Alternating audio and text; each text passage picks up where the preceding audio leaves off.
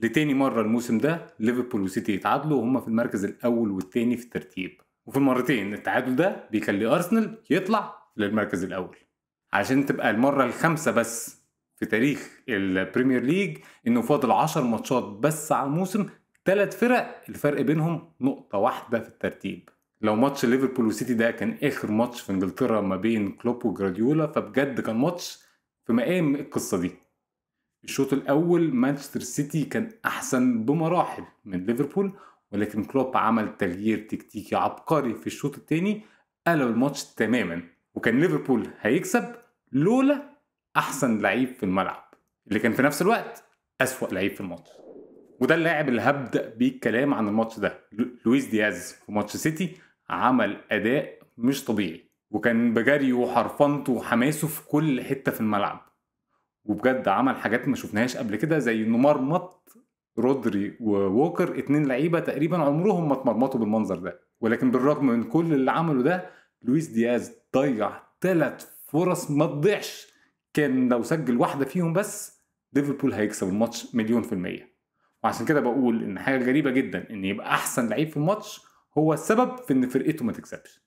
الشوط الاول كان كله في مصلحه مانشستر سيتي، لدرجه ان اول شوطه ليفربول يشوطها بين الثلاث كشبات جت في الدقيقه الثانيه من وقت بدل الضايع، وكانت شوطه من اكتر من 40 يارده. سيتي في الشوط الاول عمل كل حاجه ونجح انه يسجل جون بضربه ركنيه ذكيه جدا طالعه من دماغ مدرب الكور الثابته بتاعه، عشان يثبت ان مش ارسنال بس الفرقه اللي بتستفيد وتستغل الضربات الثابته.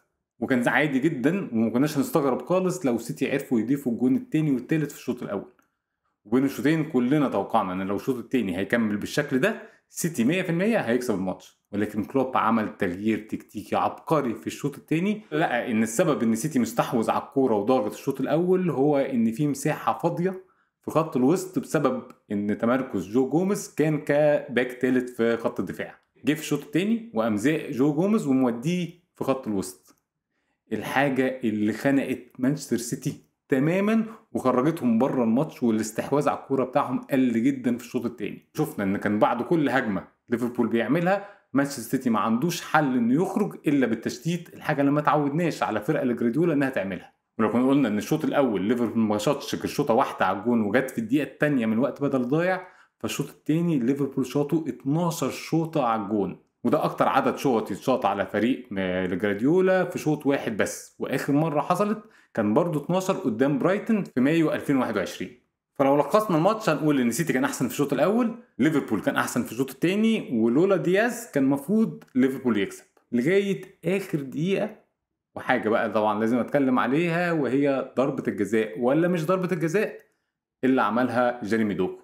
بص بصراحه القانون في الجزئيه دي بيمشيها الناحيتين، يعني من الاخر رجله عاليه فكوره خطر فممكن تتحسم ضربه جزاء، ولكن برضو على الناحيه التانيه في القانون يقول لك لو لمس الكوره حتى لو حاجه بسيطه قبل ما يخبط اللعيب ما تبقاش ضربه جزاء. فبصراحه لو اتحسبت او زي ما حصل ما اتحسبتش، القرارين في رايي كانوا ممكن يمشوا، وناس كتير تشوف ده صح وناس تشوف ان القرار غلط. ولكن اللي اكيد كرة زي دي لازم توريهولنا ان القانون بقى وقوانين ضربة الجزاء هي لازم تتغير. من الاخر كرة زي دي مش كرة خطر، ولو اعتبرناه فاول ما منعش جون اكيد وما منعش هجمة خطر. لو دوكو ما كانش عمل اللي عمله كان ماكاليستر خد الكورة وخرج بره منطقة الجزاء. فكرة زي دي صعب قوي اقتنع انها تتحسب ضربة جزاء وتدي الفريق فرصة 80% الجون. كرة زي دي صعب قوي اقتنع انها تتحسب ضربة جزاء وتغير او تحسم الدوري الموسم ده هيروح فين. بصراحه قانون الكوره لازم يتغير في الكور اللي مش غلط ولكن فاول، وتتحسب ضربه حره مباشره او غير مباشره جوه منطقه الجزاء، ولكن ما تديش الفريق فرصه 80% الجون بسبب غلطه او قله تركيز لاعب. طيب التعادل ده معناه ايه في السباق للدوري؟ والله ما اقدرش اقول الا بعد الماتش الجاي، وحظنا ان الماتش الجاي سيتي ضد ارسنال، لان وقتها هيبقوا الثلاث فرق اللي بتنافس لعبوا وخلصوا كل ماتشاتهم قدام بعض. لحد دلوقتي لو جينا بصينا على الدوري المصغر بين الثلاث فرق دي وبعضها هنلاقي ان ارسنال لعب 3 ماتشات كسب 2 وتعادل 1 وما خسرش ولا ماتش. ليفربول لعب الاربعه بتوعه اتعادل 3 وخسر 1 وما كسبش ولا ماتش. مانشستر سيتي لعب 3 اتعادل 2 وخسر 1 ولسه ما كسبش ولا ماتش برضه. فبغض النظر عن نتيجة أرسنال قدام سيتي، ليفربول هيبقى مخلص الموسم من غير ما يكسب ولا واحد من المنافسين بتوعه. وبصراحة على مدى التاريخ عمرها ما حصلت إن الفريق اللي كسب الدوري ما يكسبش منافسينه، ولكن لكل حاجة أول مرة. أما سيتي فبالنسبة له ماتش أرسنال ده يكاد يكون حياة أو موت، ولازم يكسبه، لأنه لو مكسبوش هيبعد شوية عن المنافسة. أرسنال بقى على الناحية التانية لو عرف لأول مرة من زمان جدا يكسب مانشستر سيتي في الاتحاد، هيبقى المرشح الأول للفوز بالدوري.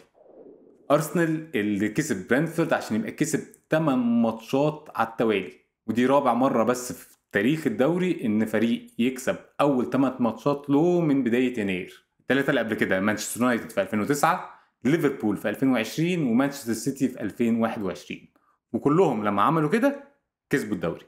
ودي أول مرة أرسنال تحت أرتيتا يكسب 8 ماتشات ورا بعض. حاجة طبيعية جدا حصلت في الماتش ده إن أرسنال أكتر فريق في الدوري سجل أجوان بالهيد، وبرنتفورد أكتر فريق في الدوري استقبل أجوان بالهيد، فكان طبيعي جدا إن أرسنال الجونين اللي يجيبهم يكونوا بالهيد. ولكن أهم حاجة حصلت في الماتش ده إن أرتيتا أثبت لنا هو ليه بيدرب فرقة زي أرسنال وإحنا كلنا قاعدين بنتفرج على الكورة على الكنبة في البيت. أرتيتا في بداية الموسم عمل قرارين كل الناس كانت شايفاهم قرارين غلط. أول قرار إنه اشترى اللاعب كاي هافرتز، كل الناس قالت دي صفقة فاشلة جدا وأنا كنت منهم. كاي هافرتز مع كل ماتش بيعدي بيثبت إنه بقى واحد من أهم اللعيبة في أرسنال سواء في الهجوم أو في خط الوسط. والقرار التاني إن بالرغم إن أرسنال كان عنده آرون رامزي، أرتيتا راح اشترى ديفيد رايا، ومع كل أسبوع بيعدي برضه ديفيد رايا بيثبت لنا هو ليه بقى الحارس الأساسي في أرسنال، وقد إيه زي ما اتكلمت قبل كده بيفيد أرسنال في الدفاع وفي الهجوم. وفي الماتش ده بالغلطة اللي رامزي اللي عملها ورانا هو ليه مش الحارس الأساسي للفريق. احنا دخلنا خلاص في الربع الأخير من الدوري، الربع اللي بيسموه في انجلترا التايتل رانن.